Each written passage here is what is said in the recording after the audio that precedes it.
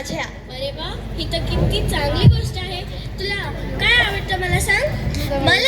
मला खेळायला आवडतं, डान्स करायला आवडतो, ड्रॉइंग आवडते आणि फिरायलाही खूप आवडते. आणि अभ्यास? अभ्यास अगं, शिक्षणही खूप महत्वाचं आहे. शिक्षणाशिवाय आयुष्याला काहीच अर्थ नसतो. असं थोडीच आहे. सचिन तेंडुलकर कुठं शिकला जास्त, 10वी पण नापास येतो तर. अगं, अर्धवट माहिती नेहमी घात करते लेकरा.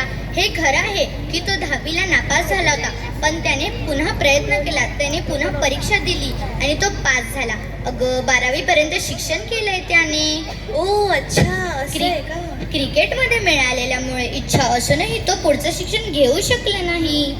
अच्छा असं. हो, लता मंगेशकर माहिती तुला? हो, खूप मोठ्या सिंगर होत्या त्या. हो, भारताची गानकोकिळा म्हणून त्यांना गौरविण्यात येते. त्यांनी शिक्षणाला खूप महत्त्व दिले. त्या म्हणायच्या की शिक्षणामुळेच मला सूर, ताल, लय यांची पकड मजबूत करण्यात आली आणि त्यामुळेच त्या जगप्रसिद्ध गायिका होऊ शकल्या. ओ अच्छा. चल, तुला ना शिक्षणाचे महत्त्व सांगणारे पथनाट्य दाखवते. चला. हो.